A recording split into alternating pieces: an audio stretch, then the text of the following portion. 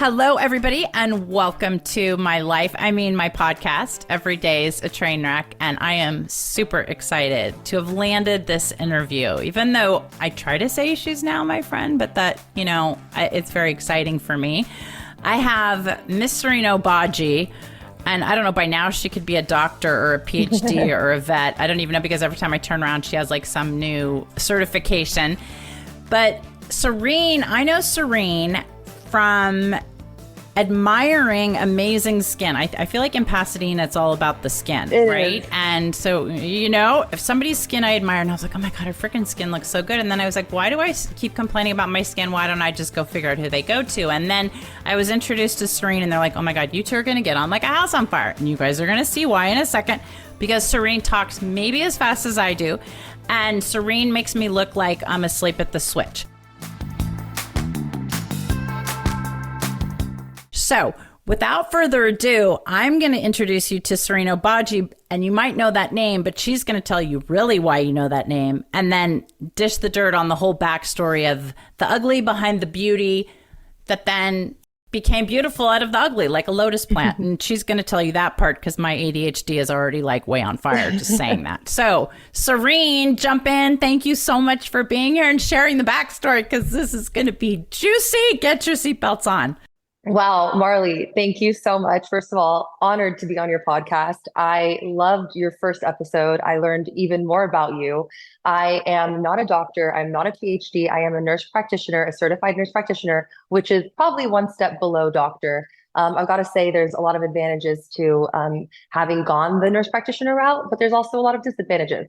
So I'd be happy to touch on those. But I also have to say that talking fast, you were the only podcast in my entire podcast listening journey that I did not have to speed up to 1.3 or 1.5. I will take that as the biggest absolute badge of honor. I think I should lead with that, because I'm with you every single podcast. Oh my God, are these people asleep? Are they on drugs? Literally. Are they like, and you and I feel like can get the job done. Now, by the way, if you ever want to go see Serene, I literally go and see her, and by the time I'm like, I didn't even realize I had, like 9 million vials of Botox, and that I should be in like Madame Tussauds wax museum, and I'm not, but she's so freaking fast that I'm like, what a pleasure. Like, I could eat my lunch and have a conference call all while I'm getting my Botox, and it's because Serene is...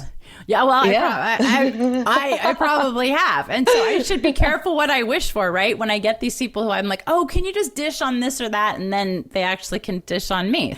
That is funny. Not to toot my own horn, but I do have to say one of my biggest selling points is how quick I am. So I am quick. Not only quick, but freaking good. Thank you. So good, but it's so nice that you can just pop in and out. You get it and you're like, thank you, next, love you, mean it.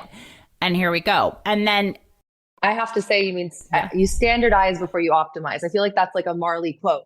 So it's like, if I tell you anything, the quick came because the good became standard. Then you can get quick, So, yeah.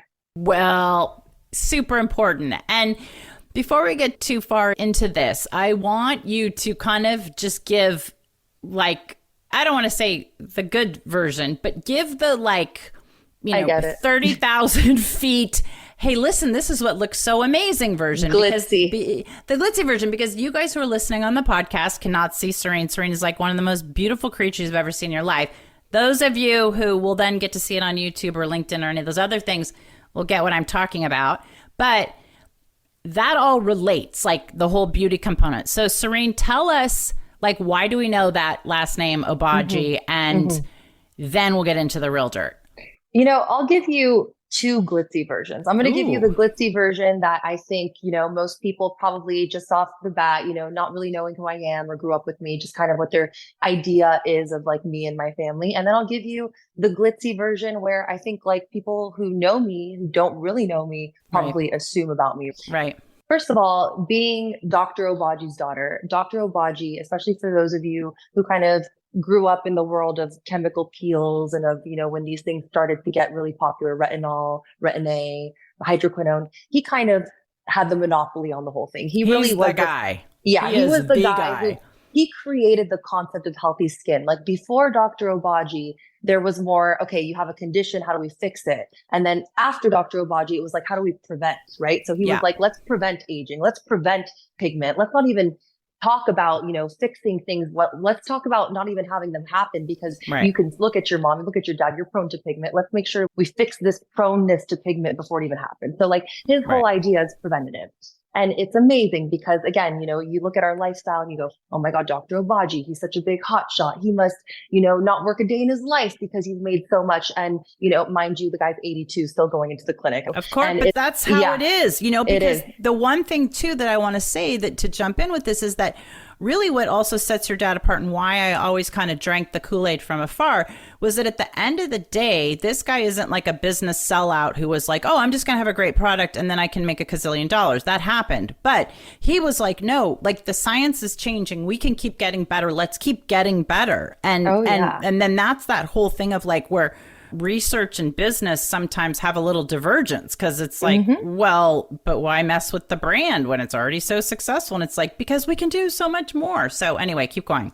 So he basically built this amazing skincare line, but that was after so much horrible trials and tribulations. But he came to the US with $27 in his pocket. Like, we need to let that register. This guy now has so many global accolades and all these amazing companies. This is a second time around company, right? He first came out with Obagi Nuderm, which ended up not flopping, but he ended up kind of leaving that whole company, selling the name with it, and then was able to build a second company from the ground up and have it even more successful than the first one. So, I mean, the guy is a genius, He's an a entrepreneur. Genius. You can't obviously eliminate risk and luck in the equations, but the guy had the recipe and he put it out there, and he had the vision, and he didn't stop until he got there, and he still doesn't stop until today.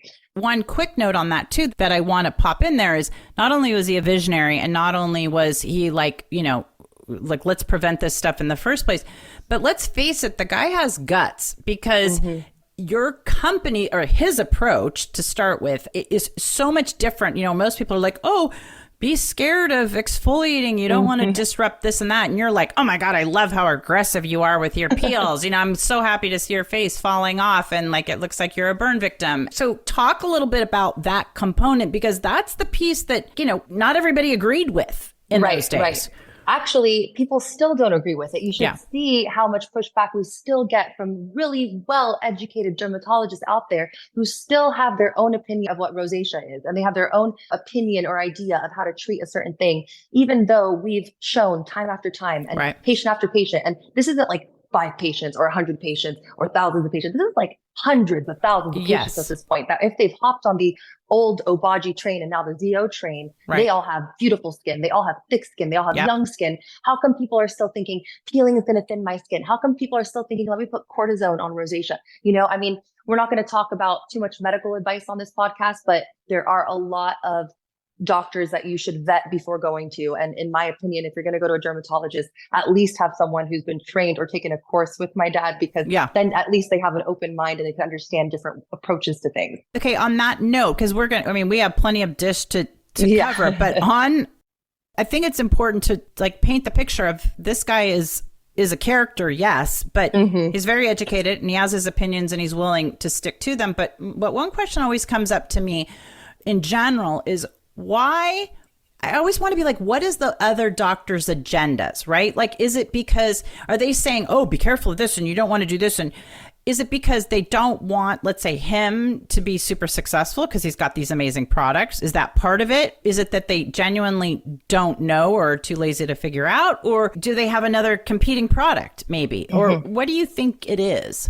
Okay, there are so many things about what you just said that actually play into it, because it's not one thing. I would say the main things are, okay, first of all, it's a lot of hand holding and it's a lot of work. At the end of the day, most doctors want to have the patient come in, have their condition diagnosed. They don't want to hear from the patient. They don't want to have to do many follow-ups. They want to give them a solution that's going to be safe, possibly a little effective, but at least their ass is covered, right? I mean, so that's the thing with my dad. My dad went above and beyond. I mean, my dad tells me stories like the first African-American patient that he peeled, he didn't sleep for a week, right? I mean, he was at night going, no one has said you can do this. Literally no one before me has done this. And then when he got the amazing results, it's like, oh my God, look at you now being able to treat all skin types. Right. And not really, when you say all skin types, mean just like the first few on the spectrum of the Fitzpatrick, which are 1 through 3. Right now, we're able to treat Black skin, Asian skin, Indian skin, like all kinds of skin types, which all function so differently. Yeah. And he was able to also understand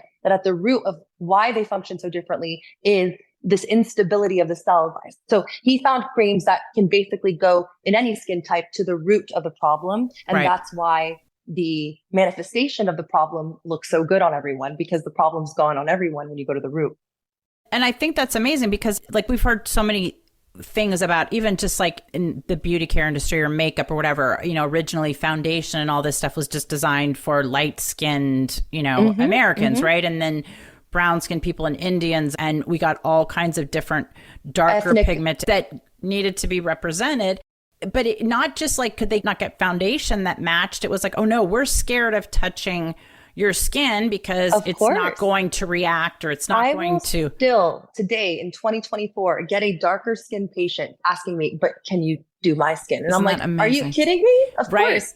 Like when I said we can fix all skin types, we meant it. Like, so, you know, I am such a little apple that fell right next to his tree. Like I did not fall far from that tree at all. And I am pretty much, I mean, the biggest compliment my dad has given me was in a birthday card last year where he literally said, "You are my soulmate." And I mean, to me, that means it's the best thing he could have ever said. Because again, we go back to the fact that he has 9 kids. And to any of my brothers and sisters watching, trust me, I know he loves you more. Trust me. But I'm somehow, I give him a twinkle in the eye. Although I will say, like, you know, my brother, ZAIN, Dr. Obagi, now he's amazing. And like, you can just see how excited my dad is. I mean, there's something about being a Middle Eastern man and having your son, right? Like that's still a thing. And that's the brother I met yesterday, or whatever, a few days ago. You met him. And, you know, I mean, we're amazing together because he basically has a complementary personality to me.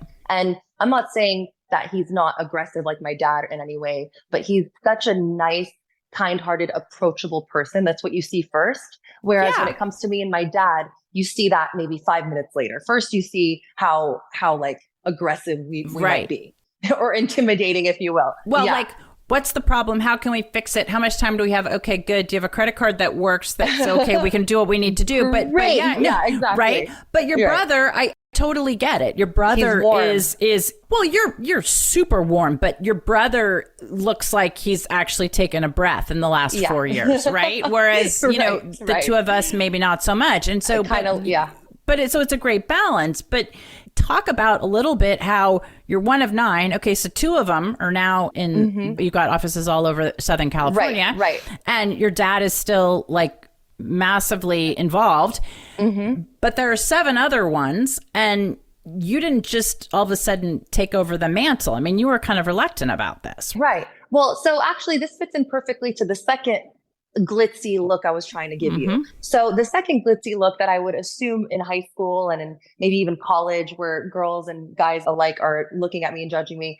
Okay, rich kid, right? Yeah.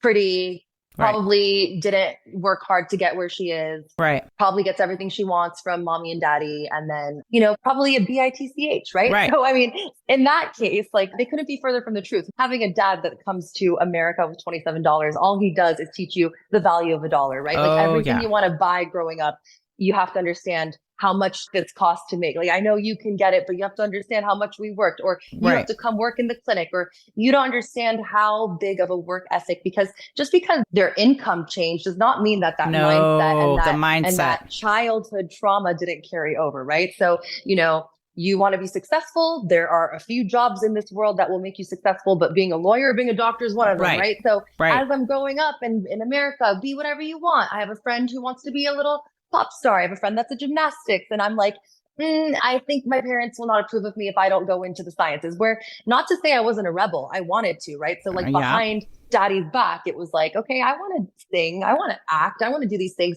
And then you go and show dad these things after school, and he's like, but this is a hobby. Where's your math test? Where's your science test? Right? And it's like, okay. And so you kind of get discouraged to do things that I would say are very American. It's very American to parent and be like, you could be whatever you want. You grow up and you can be whatever you want. Like, it was very, I think, of an immigrant mindset to be like, we worked hard to come here, and if you want to keep this, you have to work hard too.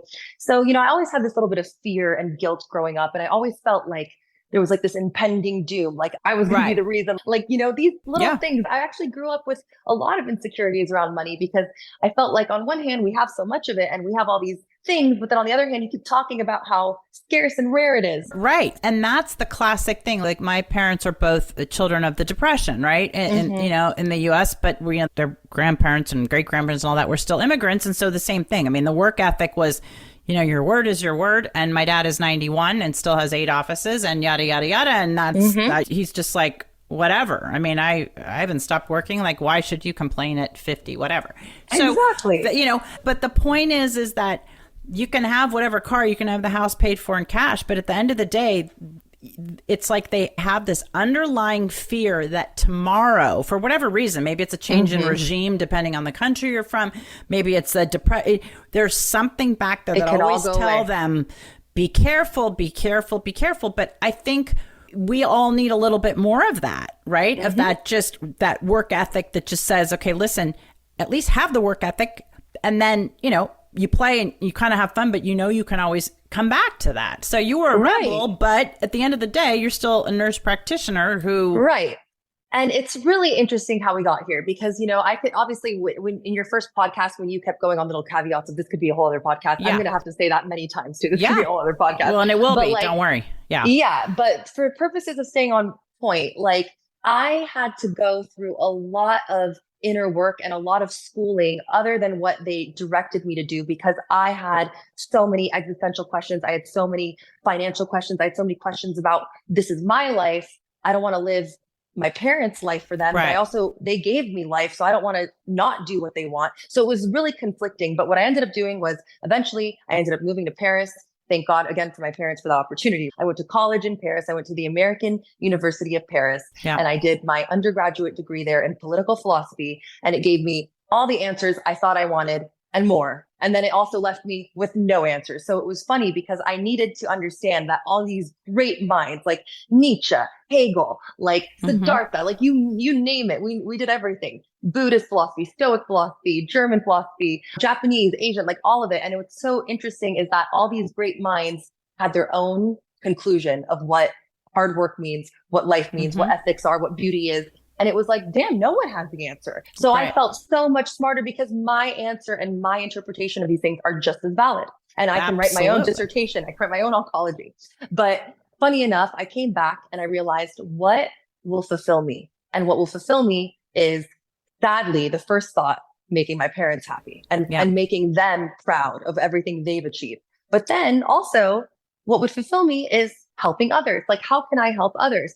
I do everyone's makeup. Everyone calls me and it's like, do my makeup. I'm going on a date tonight. This is before I even put a needle in my hand. You give me your nasty makeup bag. You give me your amazing makeup bag. I will give you the best makeup base ever. And then people are like, what did you use? What was that product? I'm like, it's not the product, honey. Right. Like that was some expired foundation I found in your drawer. It's me. It was like, it's fabulous me. It's about how we layer and the lights and all that. Right. And then, my turning point was when I was working at my dad's clinic. Finally, I got my esthetician license. I decided maybe with this esthetician license and I have some skin, obviously knowledge from my family and all this, I can probably run the business part of this place. Like that's how that went. And I'm like helping the doctors there and stuff. And one doctor, and we won't name names, he was the turning point for me. He kind of insulted me in a weird way because I was with him in a patient room. I tried to tell him what I think would look good. I was just like, oh my God, I know you want to do her cheeks, but like if you were to fill here or something, and I will never forget, he turned around and he looked at me and he goes, are you the doctor? And I was like, whoa. And at that moment, I was like, I'm taking all your patients one day. I don't know how, but I was like, I don't know how. And I was like,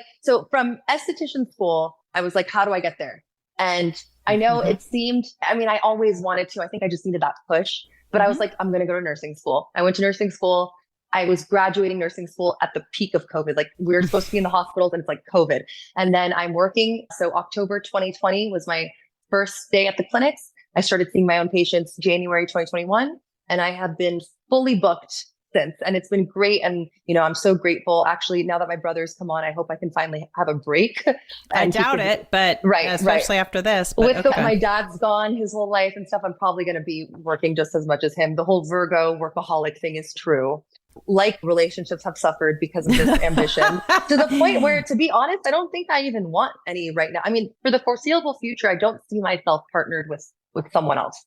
Well, the thing about it is that, and I think this, with women who are successful or whatever you want to, whatever category you'd like to put me in, because sometimes it could be a dumpster and sometimes it could be, you are a successful woman, Marley. That's what category you're in. But the point is that a lot of people don't know what to do with that. And they certainly don't understand when we say, oh, like I joke, I'm between husbands right now. And then they're like, oh, are you going to get married? And I'm like, I don't know. But the point is I am so happy with everything I'm doing. I'm so excited with what I'm getting up in the morning and working on. And like my daughter's like, oh, it gets nervous that I'm going to get married again. I'm like, Coco, to get married, you have to want to get married again. It isn't just because you're a chick, you automatically want a partner, right? And I think that's the same with you. You've made all these amazing things that you're very interested in, right? You're well-traveled, you're well-spoken, you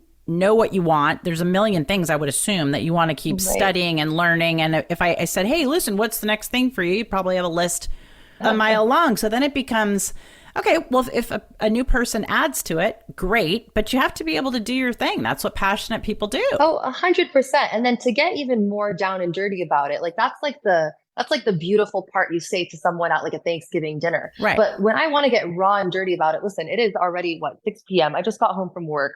I have got about 4 hours until I am passed out either on that couch or in my bed. Right. And I'm not going to spend those 4 hours dating a random guy that I won't even probably see the next day and then go on another date. And it's like, I've done that. I've wasted so many of my 4 hours that I could have been now contributing to, let's say, this little book I want to write or to this line I want to make or whatever I'm doing. I got another cat because that makes me happy. You know yourself. You're talking about being in the American University in Paris. I mean, that's one thing with philosophy is you learn to know yourself and you know what is going to, and the cat probably calms you down, is good company and all these other psychological components. Right. And one thing I kind of push back on is when people, like, they talk about, oh, party planner, like, it's not like you're curing cancer or whatever, or people can say, well, listen, you guys are doing your beauty and this, that. I want the eye rolls I get. Right. I want to bring something back to the component, which is, since COVID, there's huge explosion of mental health issues, right? People are lonelier, they are depressed. I mean, the suicide rate, et cetera, et cetera. And one of the things that you and I have talked about is, like, if you don't feel like you look good or you feel like you have bad skin, I would assume that the same as bad teeth. I mean, you want to hide under a rock, and that's the fastest way to like ground zero as far as I can tell. I mean, I had horrible skin, was on Accutane twice, and then you were like, oh, I had horrible skin, which I can't even believe because your skin is amazing. So thank you. Jump into some of that piece. Yeah. Let me get in there. So, okay, number one, the amount of eye rolls I got in nurse practitioner school where it was like, what do you want to do? And I'm like, I'm already doing it. I'm just here to get more qualifications. I'm in derm.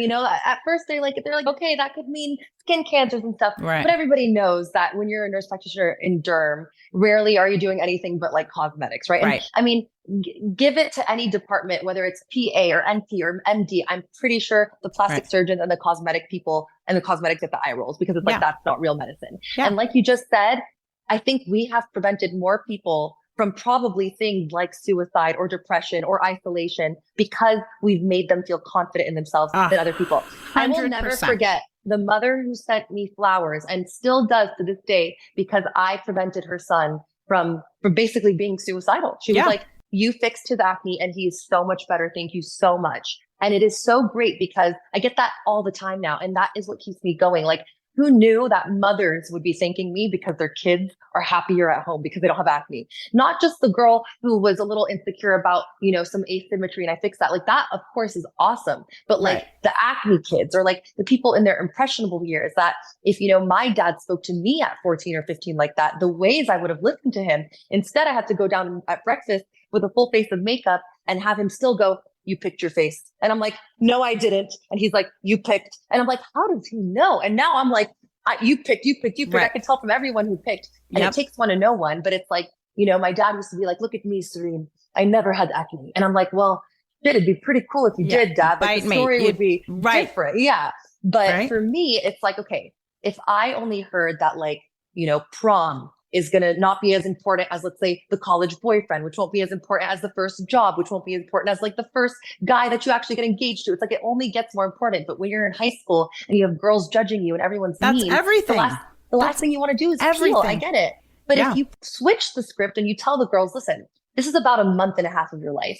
Anybody in your life after this month and a half is going to want to be your best friend, is going to want to be so close to you, is going to think you're so pretty, is going to want to do what you did. If they're in your life, great. If they're not in your life, who cares? And I try to talk to them the way I wish that I could talk to my younger self, because I would be a lot more gentle and I would be a lot more like, okay, you know, I mean, at one point I was picking my face. I looked like a meth addict just because of how much attention I guess I wanted from my dad. He wouldn't really say things to me when I looked good, but he would always say things when things weren't working, right? So it was like, haha.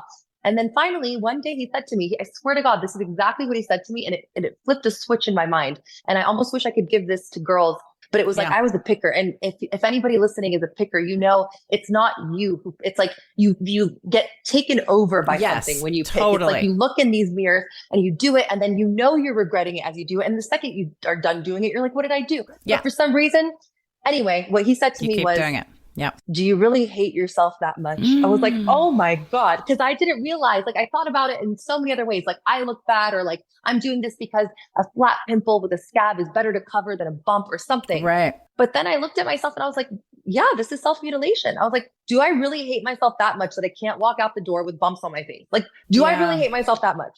And then next thing you know, just a pimple came up. I just didn't pick it. I was like, let's see. I mean, it looks bad, but it doesn't look worse than a scab, right? And then, and it doesn't last as long. And by the way, it doesn't last as long. And then, you know, I had to do the retinol. I had to also do the low dose Accutane. And I mean, I did these things because I was striving for perfection at that point. But a lot of it was just basic, like washing my face and not picking and not wearing wrong makeup. And, you know, finally accepting myself, or not, I wouldn't even say loving myself, but I would just say, learning to not hate and criticize every pore on my face. Throw away those Zoom mirrors. Any mirrors that are like X times 5.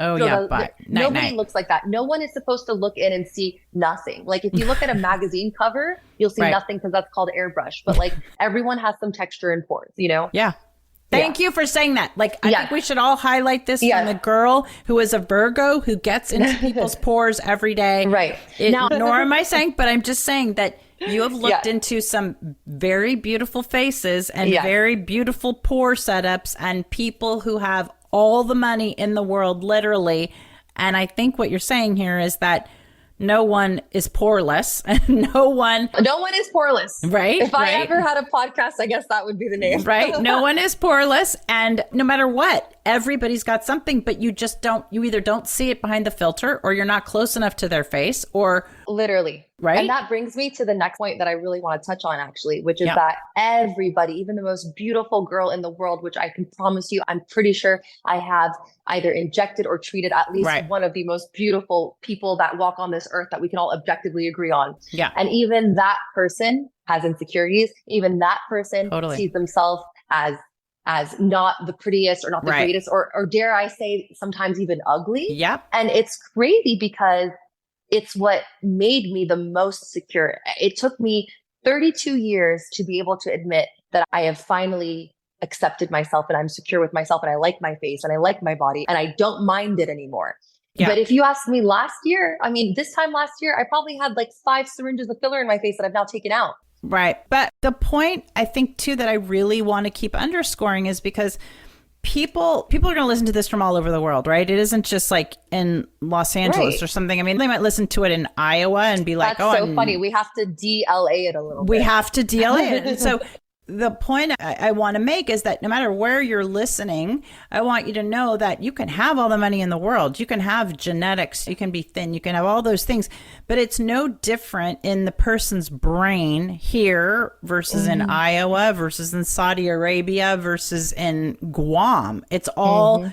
You know, the teenage girl who is looking at herself and is not as skinny or is too tall or is, you know, the pores are not poreless and on. And then you start telling yourself this story that you're too short, too fat, too this, too that. And then before you know it, you start carrying that. And it's just super important to underscore that you see the most beautiful faces and work on the most beautiful faces who afford absolutely everything. And I will do parties, same thing for those people. And they have the same heartbreak and the same insecurity. I see them as they're, you know, getting ready to walk down the stairs to go to the party. They're still insecure. So the point is, we shouldn't all be so hard on ourselves. We're all in the same boat. It's right? all a train wreck. It's all a train wreck. Everybody's got a train wreck. It's just how good is the screen, the filter. But speaking of filter, that's my next thing. So there's a whole added thing to this, that we are in a paradigm shift. I have to say, I've only noticed this past year, but things are happening less and less IRL, right? In real life. Like, let's be honest, even this conversation, this couldn't happen this way 7 years ago, or even 5 years, maybe before COVID, this probably wasn't that possible to do a Zoom podcast. Well, I'd probably have to be with you in person. Well, you would, but even if the technology existed, and let's say me being a computer geek might know how to do it, there'd be no way that I could be like, okay, Serene, this is how we're going to do it. Or the microphone quality wouldn't be as good, right? Or the we internet probably bandwidth. wouldn't even think that this was like a better way. We'd be like, I know we could do it that way, but we should do it in person because that's normal. And it would take half a day. So what I mean by that, though, is that like, if you can just picture how many things don't happen in real life anymore. So how many people do their TikToks or their business meetings or their whatever with 2 or 3 or 4 filters on their face, upload pictures with more filters on their face, edit with the apps, the face app, the Facetune, and then put the filter. Like, sometimes my patients show me pictures of themselves at their daughter's wedding, and I'm like, that's you? Like, because it's like, I didn't even realize that that's how they saw themselves. So it's like the person I'm looking at that looks great, that doesn't even look like the person I met because we've enhanced it. Enhances herself even more on the computers and on the phones. And so now there's this distorted image that's like, okay, you look in the mirror, this isn't what you were born with, but you've accepted it, you got used to it. Yeah. That's a problem in itself, because now that you've got used to it, you think you can add and add and add, and now you look distorted. Right. But then you go put distorting filters on things, and now no one knows what a real human's supposed to look like. Like, I'm actually getting filler fatigue, in the sense where I love filler. I think there's a place for it in everyone's face. And I think that as we age, if you were to replace volume, people can look very tasteful and beautiful. You start adding features that you never had, you look weird. That's the thing. And that is the piece where I think we're starting to see, because maybe it's like this addiction component, or maybe because it's accessible. I don't know why.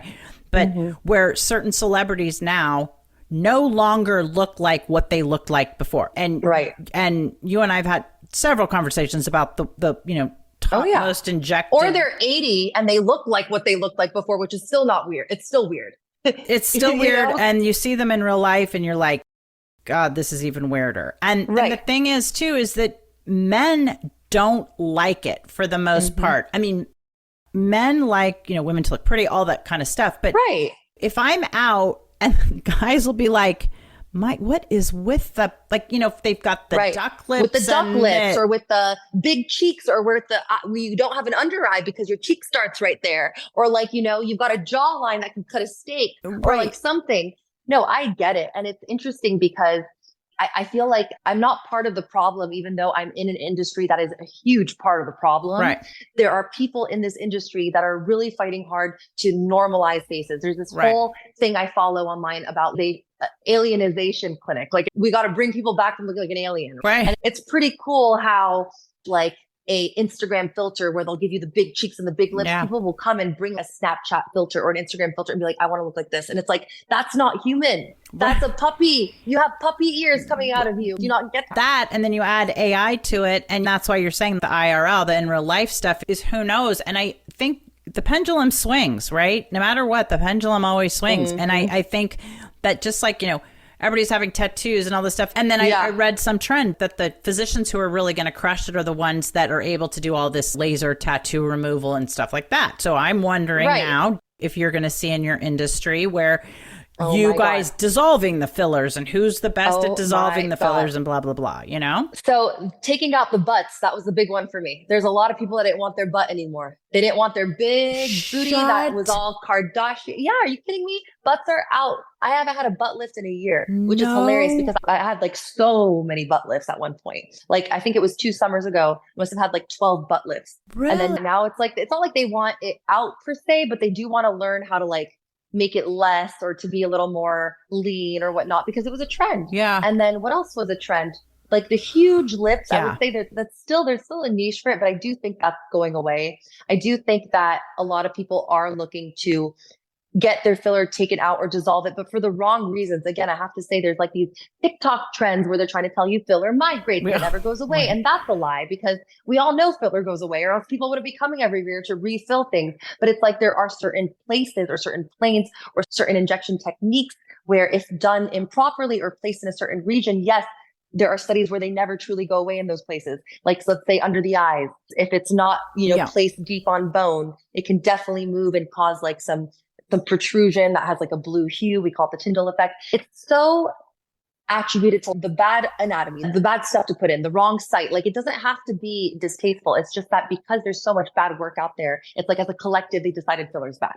But Botox too, at one point, people were like, I don't want Botox. And now it's like, they know you can go get Botox and get it tastefully, or you can get Botox and look like a creep. Well, some of the stories that we've heard are like, the classic ones where Lisa Rinna said she got all this work and then she's like, she couldn't get it out and she wrecked her lips. I mean, are there cases like, is she somebody who genuinely can't get it out, or was it because it was done so long ago and it was different? Yeah, so the two are exclusive together, because if you think about it, if it was done so long ago, most likely it was silicone based. And when things are silicone based, you can't dissolve them. You got to actually physically cut it out. Sucks, because that's plastic surgery basically to get it out. Mm-hmm. Whereas nowadays, I mean, at least in my clinic, we don't use anything that's not reversible. So all our fillers are hyaluronic acid based. So like if someone really needs to have it taken out, you do, but you don't take it out for no good reason. There's got to be some kind of complication, or something must have not, taken well, or sat right, or it was placed wrong. Right. But like, just because someone,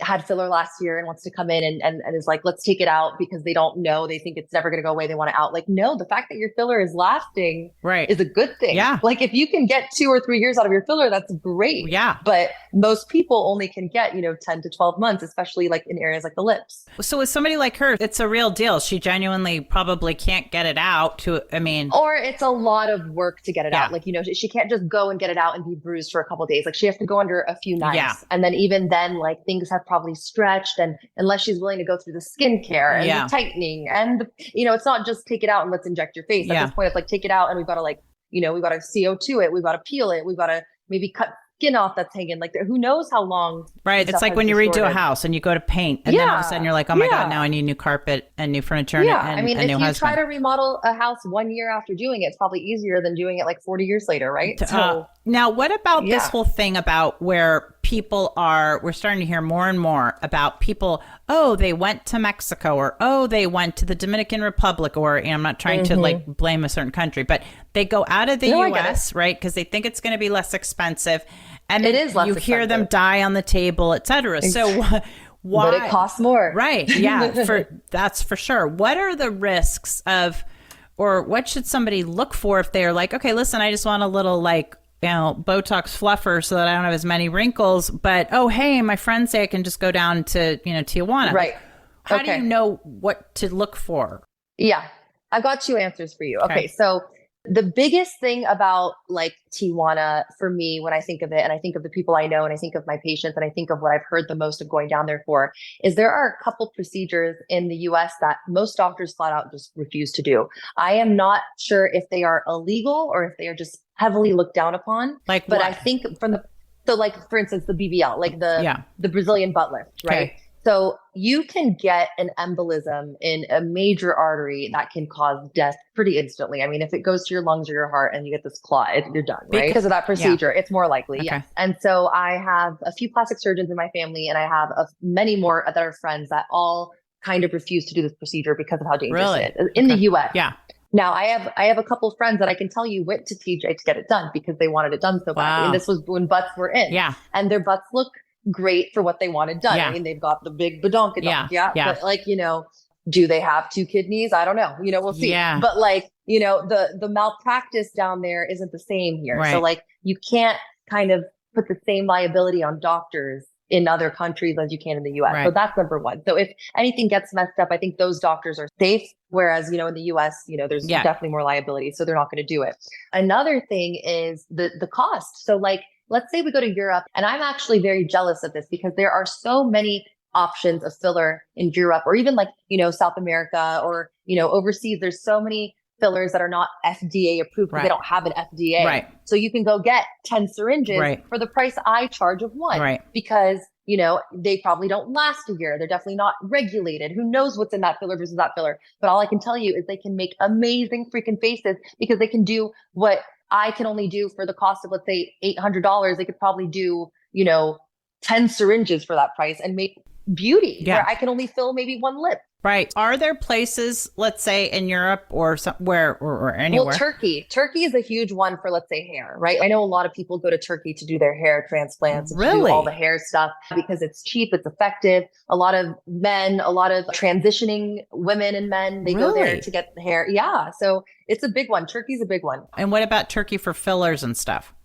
Well, I've heard definitely going to Turkey for Botox and fillers. I haven't heard that that's the place. I know that's the place for hair. I do know a lot of people going to Korea for those things, to South Korea for the fillers and for the 5 lasers in a day. And it's so funny because I give all those 5 lasers to a patient as well, just not in a day. And I guess that's what they do in Korea. And they're like $100 each. So someone showed me like, what are 5 lasers in a day? Like for instance, they'll get like a clear and brilliant. They'll get like a V-beam or like some kind of IPL. They'll get like some kind of like, let's say the laser genesis, just for redness. They'll get some kind of maybe RF microneedling and like a light chemical peel all in one day. And then say they went to Korea for all this Korean skincare. When it's funny because we do these things, but because again, for the price and because of how we at ZO prep skin, it's like you're going to come and get maybe 1 or 2 of those modalities most at once. Like you're not going to get all 5. And so they're showing up in South Korea like, hi, I'm just going to go and get this 5 layer.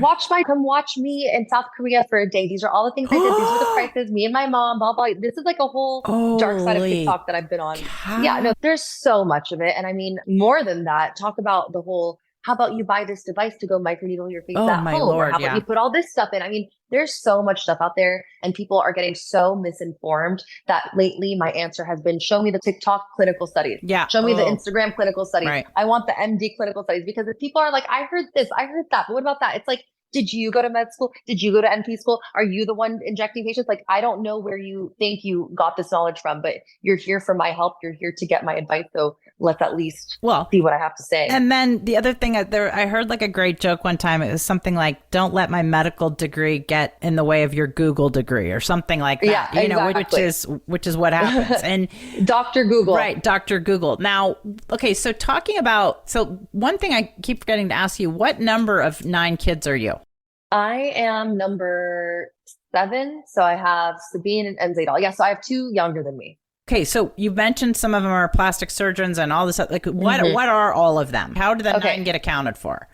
So the oldest, who is also someone that we don't really associate with anymore, and I actually would like to not even consider her my sister at this point. But yeah, so the oldest is a dermatologist on the East Coast. Okay. And I'll touch on that more if I feel like I can. But let's just say that she's in the count because it's part of the count and that's biologically how it happened. But she's not in our count anymore by any means. And she really showed how blood is really not thicker water. So she's not Dr. Obagi's soulmate at this point. Yeah. She honestly, all she has going for her is that her name happens to be Dr. Obagi, which, you know, to me is kind of mind baffling because if you're going to choose to leave a family, you should probably also choose to leave the name. But, you know, the name, it gives you some incentives to write on it and bring some money. So, I mean, get it, girl, get it. Yeah. But anyway, so she's a dermatologist. And then we've got a sister who is now married to a plastic surgeon flipping houses, but she was a partner at a law firm. And then I've got my other sister who unfortunately passed away. She's the one who opened the Pasadena clinic that you've met. So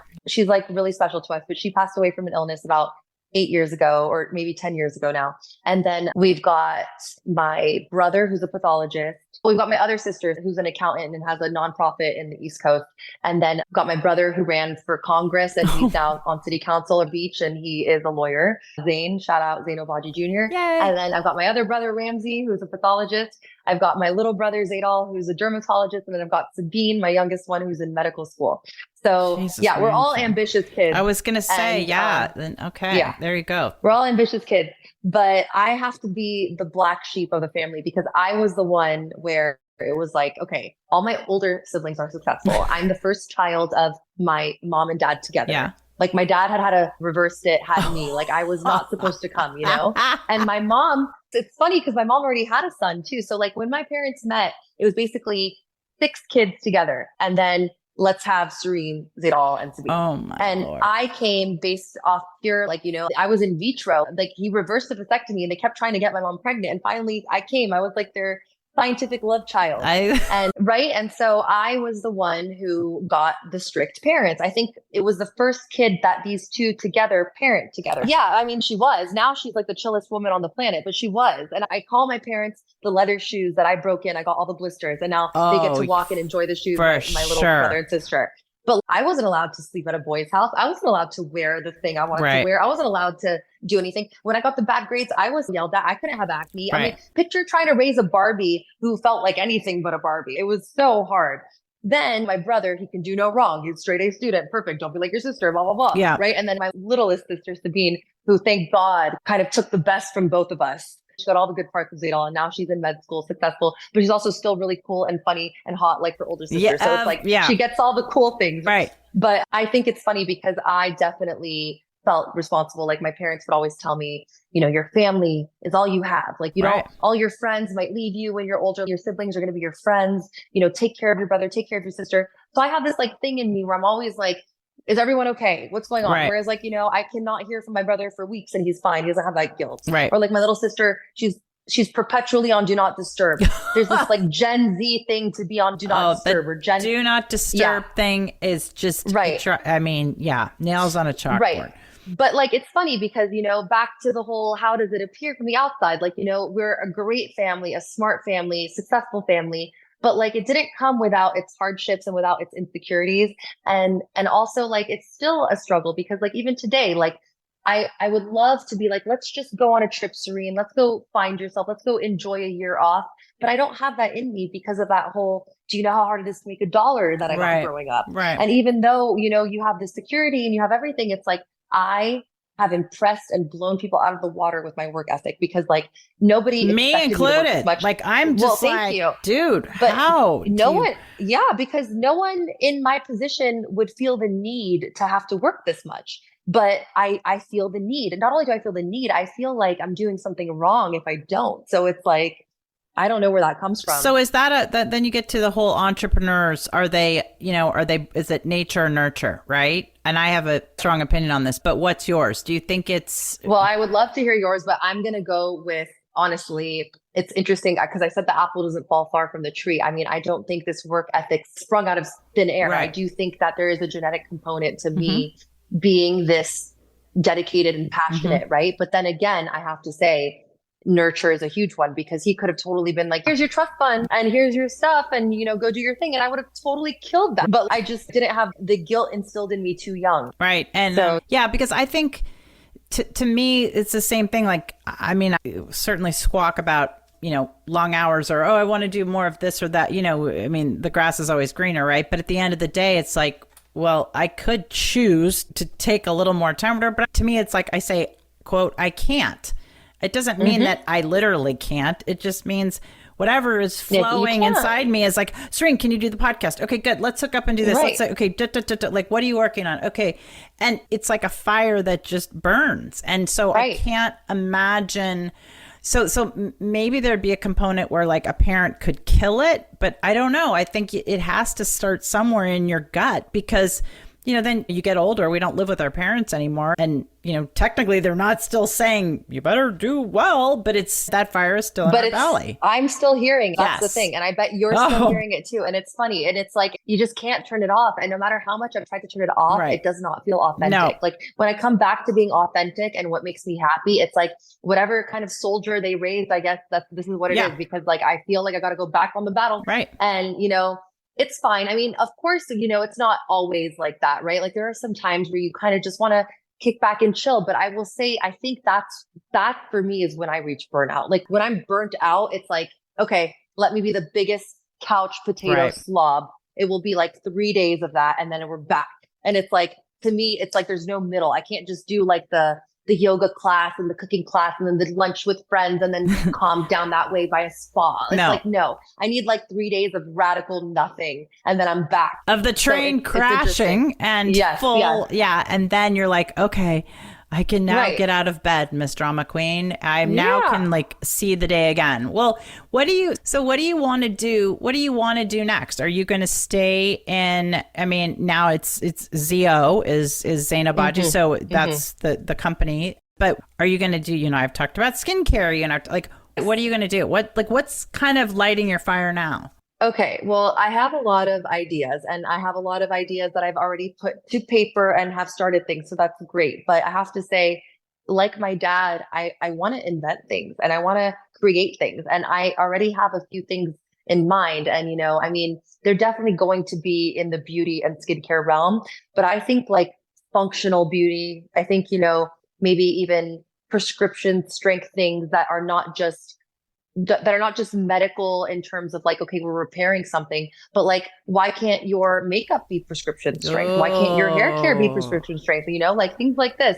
And so, that is I have a lot of ideas. That is something that we've talked. I mean, we haven't talked, but we know that there's the like permanent makeup and all those other things. Right. But, you gave me an idea about the prescription strength, for hair and all these things. And we know it for dandruff or something. But my daughter, I'm thinking, thank God, like, I hope she's not listening to me tape this because she's going to be here and be like, I told you I need prescription strength, like conditioner, God knows what kind of serum at 16 she needs. But that's a really interesting. I mean, there's a lot of stuff, right? And I mean, I have some tools that I use myself on a daily basis, and I know that there are ways to improve them. Yeah. Even as much as like, extracting pimples, like I have my own tool in mind. I have so many tools I want to make. I have a laser I want to invent. Like, I know none of this is going to come to fruition if I don't start. Right. But it's like, that's why I'm starting all these projects and I'm like stopping maybe like 25% in, but I have them and I know that one of them is going to be my baby and I know that one of them is going to call to me, but I know that I can't give it my all or even make it successful with how busy I am right now. No. So I've got to make a change. My train wreck is the fact that as amazing and as structured and routine as my life has become, I really have no room for error. I have no room for leisure. I have no room. Man, you barely can eat that soup that you keep talking about eating. Right. And it's so funny. I mean, I have a soup that I plan on eating after this, but we'll see. I plan on eating it for 3 hours. It's so funny because to me, it's like, you got to do to create. Yes. I've realized like sitting at home and thinking and all that, like that was great. And philosophy was all great, but tell me a famous philosopher that has $1 million. You're not going to name one. You can't, because there is that whole action component that we have to have. Well, analysis paralysis, Yep. right? Like you can't, the more you know and the more you study and the more you think, how ironically that the less you end up feeling confident, the less you end up knowing. It's like the people who know nothing are the ones that end up going and doing because it's like they don't have that fear of all the possibilities what can go wrong. They don't have the fear of the other side. They don't have the contraindications or whatnot. Contraindications. I love it. So they keep going. Whereas like the more you know, the more cautious you are with things in life. Yeah. I kind of tread this like fine line of, okay, I want to be bold, but I also don't want to be reckless. Right. And it's like, so you have to know how to do it. So I think for me, this has been my plan. Create a big, strong patient base, maybe even like fan base, right? Like just create a good group of people that I know my work, follow me, take my advice, like my expertise, come to me for their skincare, come to me for their injections, and pretty much make a name for myself to the point that where I just drop one thing and it's like, Serene has something, you know what I mean? I don't want to have to be like, listen to me. Yeah. I want to be like, okay, here's why you're going to listen to me. As we kind of wrap this up, let's manifest for Miss Serene. So, okay, in a perfect world, you would have, without even trying, a gazillion followers, people dropping everything because Serene is famous for, like, what do you think is your secret sauce, or what could you talk about all day long? I will make you look better and feel better. That is my goal. And it's like, no matter what I have to do to get there, whether this person needs to fix her eyebrow symmetry, whether this person needs to fix her scars, whether this person needs to maybe lose a little weight here and add a little there. Like, I don't know, but I have this gift given to me where I can look at you and in my mind, it takes 5 seconds to make you perfect. Wow. Like in my mind, like I don't, it's been a blessing and a curse because with guys, I look at guys and I see how cute they could be. Yeah. I look at girls and I see how beautiful they could be. I'm not looking at someone going, oh, I'm looking at someone going, oh my God, look how good that would look at this and this. Yeah. And I see it. So it's funny because I actually, for that reason, I think see people as more attractive than they are. And it's like, because to me, it's just a little, and there they are, right? To them, they probably think that this is like whatever. But to me, it's like, oh my God, if his nose bothers me, it's just boo boo. And then there we go, we fix it, right? Or it's like, I've injected my ex-boyfriend's temples with like 5 syringes because I couldn't stand how hollow they were. God, and I was like, finally, I can look at the guy with like open arms. Right. Looks to me are such an easy thing. And it's so funny because looks are such a big, huge thing to people. Right. And they think it takes all this work, or they think they're so blessed or not blessed, and that's the end of it. But it's like, no, you know that meme where it's like, you're not ugly, you're just poor. Right, Well, right. it's funny because I hate that, but it's like, it's not money per se, but with enough taste and with the right people and with the right commitment and with putting your money in the right things. Like, I get it. You're going to buy this TikTok makeup. You're going to buy this lotion. Now you've spent $500 where it's like, you could have bought 4 products that work for that money. I get it. So if Serene had to say, okay, it's Serene's Santa, stocking for Christmas, I'm going to have you name your top 3 products, and then I'm going to have you name the top 3 things that most people can do to look better, like meaning clothes, haircut, whatever. It would be a little video, like you watch for 3 minutes and then it never opens again, where I'm explaining why oil is so bad for your face and why putting on oil and all these like comedogenic and occlusive things like Vaseline in foundations that are thick and stuff, why they're all making your skin not breathe. Your skin is supposed to exfoliate every 6 weeks naturally, just like your lashes, just like anything keratin based. And when we put all these moisturizers on, we're basically not allowing dead skin to kind of shut off our face naturally. Okay. That's number one. That's like my dad's whole freaking thing in a nutshell. And people are going to be like, what? Wait, moisturizer is bad? What? And I'm probably going to get so many messages from that. Right. But it's like, but yes. And if you want to know more, please make a consult. Yeah. But it's like, I would put basically the cleanser, the scrub, and the pads in like a Santa stocking. And I'd give a little lesson on why it's so important to exfoliate every day. If someone hears the word exfoliate and thinks dermabrasion, that's not what I'm saying. Right. I'm talking about using a medical grade scrub that's not abrasive and gentle enough that you could use every day. That's still getting dead skin off your face. And then the toner that's still going to clear oil and dirt. But it's like, I would give them that. And then I would tell them that, it's not that you don't have fashion sense or something. It's that you don't know how to style your clothes, right? So it's like, you could be wearing a shirt and pants, and I could be wearing a shirt and pants, but I ended up putting up the sleeves, putting a belt on it and maybe a little necklace, and I tucked it in, whereas you're just frumpy. It's like, I could take someone frumpy and just tuck in some things and fix the hair and kind of put a little right here, Botox or something. And it's like, look, all of a sudden you look like you went on the Swan. Right. But it's like, you didn't. It's like angles and lighting and all that. It's tweak. And it's funny because since I had a makeup brush in my hand, I know I've had to skip. It's like, I just know that everybody around me is prettier. Everybody. And everyone will attest to this. If any of my friends are listening to me, any of my coworkers, all of you know, you look so much better now than you did before you met me. Yes, you are. Maybe you too, Marley, but it's like, and I love it because I actually used to have this thing where I was like, I want validation. I want people to tell me I'm pretty. I want all this. And that has gone out the window. I don't know when it became something. I think when you are someone who seeks validation, you must be insecure, because now that I'm so secure with myself and I see all the women and what their insecurities are. And I was like, oh my God, that girl wanted this. Should I do that? And I did it to my face. And then the next thing you know, I looked in the mirror. I didn't know who I was. I'd start taking things out. Yeah. I realized like, we're all beautiful. We just all have to enhance our beauty. We do not need to give ourselves features we've never had. Right. We don't need to change things. So now it's like it clicked and people call me a genius because they're like, oh my God, you gave me my face back, when all I did was put things where they used to be. Yeah. And you've lost them. Yeah. And so same with me. All I did was I was like looking at old pictures of myself. I was like, oh my God, I didn't have this huge under eye. I didn't have this huge tear trough and cheek. I didn't have that chin. Like, why did I give myself that? And so, I took it out and then I realized, okay, but I did have, really, really saggy little cheeks. So I like the nasolabial fold. Like there's places of filler where it's like, they enhance you, but it's like, it's too much when it changes you and you don't recognize yourself, I love it. Well, I love what you're saying too, because at the end of the day, you're saying, yes, like, go to ZO and yes, call Serene. But at the end of the day, you're also saying like, push up your sleeves and add a necklace and add a cute belt and just style yourself differently. Yeah. And I love that note to end on. So Serene, how can everybody find you, book a consult, see you on whatever platform you want them to see them on? I think the easiest way to find me and what I do is to go on Instagram at Miss Obagi, MISSOBAGI. And on that Instagram, you can click a link to book with me at any of the centers. We've got 4 locations. We've got Pasadena, which is the special place because that's where Marley's from. So we've got the Pasadena location. We've got the Laguna Beach, the Newport Beach, and the Beverly Hills. So you can come see me. I'm at all 4 clinics every week.